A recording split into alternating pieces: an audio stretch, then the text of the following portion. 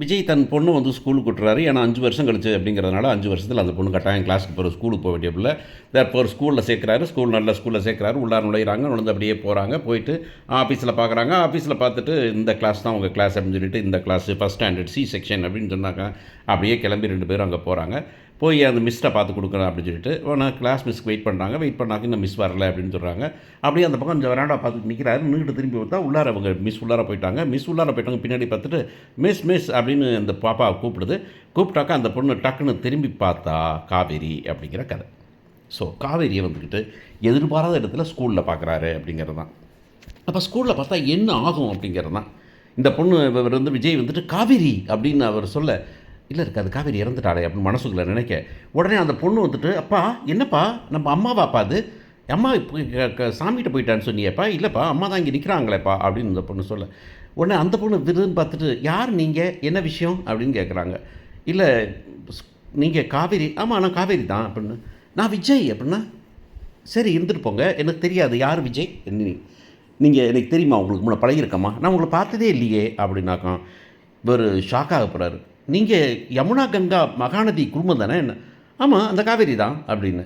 உடனே என்ன சொல்கிறீங்க எனக்கு ஐம் கெட்டிங் கன்ஃபியூஸ்டு, எனக்கு தெரியலையா காவேரி எனக்கு தெரியலையா அப்படின்னா உங்களை யாருன்னு தெரில அப்படின்னு. ஐயோ காவேரி அப்படின்னு பக்கத்தில் குடிக்க போக இந்த பொண்ணுங்கள்லாம் கத்த, இந்த சின்ன பொண்ணு கத்த, உடனே வந்துட்டு ஆஃபீஸ்லேருந்து இருந்துறாங்க. உடனே வெளியே கூப்பிட்டு போயிடறாங்க. இவர் ஷாக் ஆகி வீட்டுக்கு வராரு அப்படிங்கிறது தான் கதையாக இருக்கும் அப்படின்னு நம்புகிறோம்.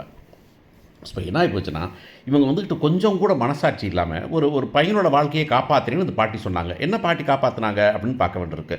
பாட்டி இப்போ என்ன பண்ணியிருக்காங்க அப்படின்னாக்கா, எப்படி விஜய் வந்துக்கிட்டு அம்மா அப்பா இல்லாமல் வளர்ந்தாரோ இப்போ விஜய் பையனும் வந்துக்கிட்டு அப்பா அம்மா இல்லாமல் வளர்க்குறாங்க. அப்போ அவங்க வந்து அக்கறை தான் என்ன பண்ணியிருக்கணும், விஜய்க்கு 5 வருஷத்தில் கல்யாணம் முடிச்சு வச்சுருக்கணும். இல்லை கல்யாணம் முடிச்சுக்க மாட்டேன்னு சொல்லிட்டாருன்னா அந்த பொண்ணு உசுரோடு இருக்கான்னு தெரியும். தற்போது உசுரோடு இருக்கிற விஷயத்தை நான் சொல்லியிருக்கணும். அதுக்காக வந்துட்டு ஒரு 5 வருஷம் அந்த வயசான காலத்தில் அவங்க வந்து எப்படி மனசாட்சி இல்லாமல் அவர் விட்டு வைப்பாங்க அப்படிங்கிறது நமக்கு தெரியல.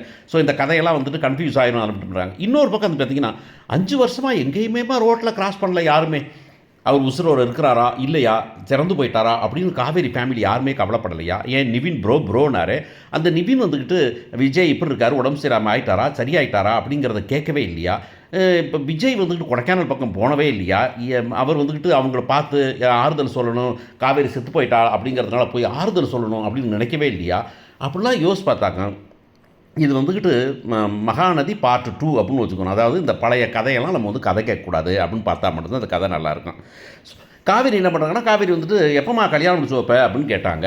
ஆனால் 5 வருஷமாக அவங்களும் கல்யாணம் முடியாமல் தான் இருக்க போகிறாங்க அப்படின்னு தெரியுதா? இல்லை அவங்க ஒரு கல்யாணத்தை முடிச்சுட்டு அவங்க ஒரு பையனை வச்சுட்டு வரப்போகிறாங்களா அப்படிங்கிற கொஸ்டின் வரும்போது அது வருதுதாக்க இந்த கதையை அதுக்கு மேலே எவனும் பார்க்க மாட்டான்னு நமக்கு ஆளுக்கு ஏற்கனவே நிறைய பேருக்கு பிடிக்கல. இந்த கதை இல்லாஜிக்கலாக போகிறது.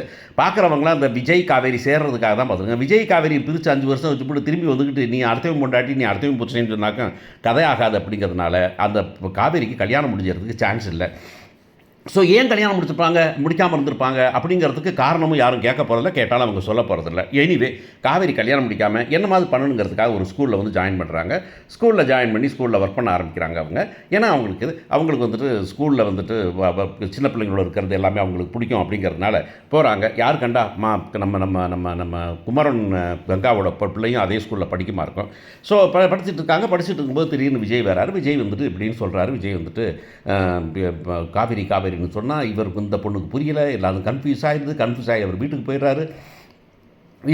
இப்போ வீட்டுக்கு போயிட்டாச்சு கேட்பாரா. வீட்டுக்கு போனாக்க அங்கே என்ன சொல்லுவாங்க, பாட்டி என்ன பண்ணுவாங்க, யார் அது காவேரி தானடா, அது காவேரி தான் அந்த பாட்டி, எப்படி பாட்டி காவேரி உசுரோட இறந்து போயிட்டான்னு சொன்னீங்களே பாட்டி அப்படின்னாக்கா, அப்புறமா இல்லை உன்ட்டு ஒரு உண்மை சொல்லணும், அவளுக்கு உன்னை ஞாபகமே இல்லை அப்படின்னா, எனக்கு ஞாபகம் இல்லைன்னா ஏன் பாட்டி அப்படின்னு. நான் நல்ல கதை எழுதுகிறவங்க இல்லை நல்ல குடும்பத்தில் இருக்கிறவங்கலாம் முதல்ல இந்த பாருங்க பணம் தரேன் எங்கேயோ போய் தனியாக குடியிருந்துக்குங்க, இப்படி ஒரு துரோகிகளை வந்துக்கிட்டு என்னுடைய பாட்டி தாத்தான்னு சொல்கிறதுக்கே எனக்கு கஷ்டமாக இருக்குது. நம்மளாம் ஒரு காலத்தில் ஞாபகம் இருக்கா, அவர் வந்து நம்ம காவேரி வீட்டில் இருந்தப்போ வந்துக்கிட்டு இந்த குடித்தனத்தில் போய் இருந்தப்போ நம்ம வந்துட்டு சுற்றிட்டு இருந்தோம். அது பாட்டிக்கு உடம்பு சரியில்லை ஹார்ட் அட்டாக்னா அங்கே போய் இருக்கிறத விட்டு அப்படின்னா வீம்பில் இங்கே இருக்காரு அப்படின்னு சொல்லுவாங்க. இப்போ என்ன சொல்ல வேண்டியனாக்கா, எப்பா சாமி இதெல்லாம் விஷ ஜந்துகடா முதல்ல இதெல்லாம் விறக்கிட்டு போயிரு. இப்போ என்னன்னாக்கா அந்த சித்தப்பா இருக்கார்ல, சித்தப்பா பசுவெல்லாம் நல்லவங்களாயிட்டாங்க இந்த பாட்டி தாத்தா பண்ண வேலையில் அப்படிங்கிறது தான்.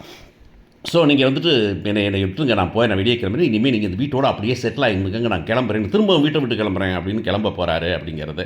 அந்த பக்கம் காவேரி வீட்டுக்கு போகிறாங்க. வீட்டுக்கு போயிட்டு கங்கா அக்கா உனக்கு விஷயம் தெரியுமா அப்படின்னு. என்னென்னா இன்றைக்கி ஒருத்தர் குழந்தைய கூட்டு வந்தார் ஸ்கூலுக்கு. சரி கூட்டு வந்துட்டு என் கிளாஸில் சேர்க்க வந்திருக்கிறாரு. சேர்க்க வந்துட்டு என்னை பார்த்தோன்னே காவேரியா அப்படின்னு கேட்டார்.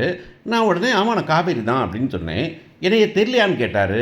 என்ன என்ன பேருன்னு நான் பேர் கேட்டேன். அவர் சொன்னார், என்னமோ பேர் சொன்னார். விஜய் அப்படின்னு சொன்னார். அவர் விஜய் குழந்தைய கூட்டு வந்திருக்காரு கிளாஸுக்கு. அப்போ வந்து என்னை வந்து காவேரியான்னு கேட்டார். நான் அப்போ சொன்னேன் ஆமாம் நான் காவேரி தான் அப்படின்னு சொன்னேன். அப்போ வந்து அது நான் ஆனால் உங்களை தெரியல எனக்கு, நீங்கள் வந்து இந்த மகாநதி ஃபேமிலி தானே அப்படின்னு கேட்டார். ஆமாம் கங்கா ஆமாம் அவங்க தான் அப்படின்னு சொல்லிட்டு, அப்புறம் எனக்கு தெரியலையா அப்படின்னு சொல்லிட்டு அவர் என் பக்கத்தில் வந்துட்டார். நான் ஷாக் ஆகிட்டேன். நான் அப்படின்னா என்னடி சொல்கிறேன் விஜயா அப்படின்னு. ஏன் உங்களுக்கு தெரியுமா விஜய் தெரியுமா? இப்போ அந்த 3 வருஷம் மறந்து போன பிள்ளையா நான் பார்த்த மீட் பண்ண ஃப்ரெண்ட் அவர். உங்களுக்கு ஃப்ரெண்டா? நம்ம வீட்டுக்கு தெரியுமா அப்படின்னு கேட்க உடனே இவங்க வந்துட்டு இல்லை யாராவது சொல்லியிருப்பாங்க, இப்போ யாராவது இருக்கும், யாராவது கன்ஃபியூஸ் ஆகிருப்பாங்க அப்படி. இல்லை அவங்க மகாநதி ஃபேமிலிலாம் கேட்குறாங்களே, எங்கேயாவது ஒரு இடத்துல பார்த்துருப்பாங்க, அதில் நம்ம க்ளோஸ்ன்னு நினச்சிருப்பாங்க. இல்லை யாரும் கண்டா உன்னை பார்த்தோன்னா வந்துட்டு ஷாக் ஆகிட்டாரோ நம்ம ரொம்ப நாள் கழிச்சு பார்க்குவோம் அப்படின்னு சொல்லி இவங்க கதையை கட்டிட்டு அப்புறம் அவங்ககிட்ட போன கொடுப்பாரு. என்னடி இப்படி ஆகிப்போச்சு, ஏன்டி விஜய் செத்து போயிட்டான்னு சொன்னாங்க, இல்லை உசுரோட தான் இருக்கிறாரு அப்படின்னாக்கா. ஒரு ஃபோனை போட்டு கேட்போம் அப்படின்னு பாட்டிக்கு ஃபோனை போட்டு அவங்க கேட்க போகிறாங்க. கங்கா பாட்டி விஜய் எப்படி இருக்காரு அப்படின்னு. விஜய்லாம் இல்லைம்மா அப்படின்னு. விஜய் இல்லையா? என்ன பாட்டி சொல்கிறீங்க? விஜய் தான் குழந்தைய வச்சுட்டு ஸ்கூலுக்கு வந்திருக்கிறாரு அப்படின்னாக்கா. என்னம்மா சொல்கிற? அதெல்லாம் இல்லைம்மா, விஜய் இருந்திருக்க மாட்டாம்மா, வேறு யாராக இருந்துக்குமா அப்படின்னு அவங்க கதை சொன்னேன்னு. ஆஹா இதில் ஏதோ வந்து இவங்க சூழ்ச்சி பண்ணியிருக்கிறாங்க, நம்ம அதில் வந்து மயங்கிட்டோம் அப்படின்னு சொன்னாங்க. நிவின் வந்து சொல்லப்படுற அப்படிலாம் இருந்து பார்த்தாலும் கூட இப்போ விஜயை பற்றி சொல்ல முடியாது அப்படிங்கிறதும் இன்னொரு கதையும் நமக்கு இருக்க வேண்டியிருக்குல்ல. 5 வருஷம் கழிச்சு அப்படிங்கிறப்ப இப்போனாச்சும் காவேரிக்கு அவங்க அப்பா இறந்து போயிட்டாருன்னு தெரியுமா, இல்லை அவங்க அப்பா இன்னும் கட்டாரில் இருந்துக்கிட்டு வரமாட்டேங்கிறாருன்னு சொல்ல போகிறாங்களா அப்படின்னு. நிஜமாகவே இந்த கதையை எப்படி சுற்றி பார்த்தாலும் மூக்கை சுற்றி வாயை சுற்றி சாப்பிட்ற மாதிரியே தலையை சுற்றி சாப்பிட்ற மாதிரி தான் இருக்குது. எப்படி கொண்டு வர போகிறேன்னு தெரில. ஆனால் என்னன்னாக்கா இப்போ இனிமேல் வேறு வழியே இல்லை, அவங்க மீட் பண்ணியே ஆகணும், கொஞ்சம் கொஞ்சமாக நினைவு வந்தே ஆகணும். ஒரு ஆக்சிடெண்ட் ஆகணும். அப்புறம் ஆக்சிடெண்ட் ஆகணும்னு வந்துக்கிட்டு நான் எங்கே இருக்கிறேன், ஐயோ என் குழந்தை எங்கே அப்படின்னு அவங்க கேட்க உடனே வந்து ஆஹா விஜயை பார்க்க போகலாம் அப்படின்னு இவங்க போகிற மாதிரி இருக்கும். சரி இதோட கதை முடிஞ்சு போயிருமா அப்படிங்கிறது தான் அடுத்த கொஸ்டினாக இருக்குது. பசு ராகவெல்லாம் என்ன பண்ண போகிறாங்க அப்படிங்கிறதுக்கு 5 வருஷமாக பசு ராகவெல்லாம் வந்துக்கிட்டு ஒன்றுமே வம்பளுக்கவே இல்லையா அப்படிங்கிற அடுத்த கொஸ்டின் இருக்குது. எனிவே நம்ம ஒரு புதுசாக ஒரு கதைக்கு போகிறோம். அந்த கதை எடுத்துக்கிட்டு அங்கேருந்து ஆரம்பிச்சுப்போம். இது வரைக்கும் உள்ளதெல்லாம் இது வரைக்கும் சின்ன பரோட்டா கணக்கெல்லாம் கோட்டெல்லாம் அழிச்சிட்டு முதல்லேருந்து திரும்ப கணக்கு ஆரம்பிப்போம் தான் பண்ண வேண்டியிருக்கும் அப்படின்னு நினைக்கிறேன். ஸோ பார்ப்போம் இனிமேல் என்னாச்சும் இந்த இல்லாஜிக்கெல்லாம் மறந்துட்டு அடுத்து வர்ற கதைனாச்சும் ஒரு பின்னோட்டத்தோடு போகுமா அப்படின்னு தான். இவங்க என்ன பண்ணிட்டாங்கன்னா அந்த கதையில் ஒரு சில நேரத்தில் என்ன பண்ணுறதுன்னு தெரியாமல் ஏதாச்சும் ஒன்று பண்ணிவிட்டு அப்புறமா வந்துக்கிட்டு இதை தின்னா பிடிக்குமா அதை தின்னா இனிக்குமா அப்படிங்க மாதிரி மாறி போயிடுறாங்க அப்படிங்கிறது தான் கொடுமையான விஷயங்கள். அதில் வந்துக்கிட்டு இந்த பார்க்குறவங்களை பற்றி அவங்க கவலையே படுறலைங்கிறது இருக்கிறதுலையே ரொம்ப வருத்தமான சமாச்சாரம். கஸ்டமர் சாட்டிஸ்ஃபேக்ஷன் அப்படின்னு உண்டு. அதில் வந்து ஒரு பர்டிகுலர் கஸ்டமர் வச்சு சாட்டிஸ்ஃபை பண்ணுறதெல்லாம் ரொம்ப கொடுமையான விஷயந்தான். பார்ப்போம்.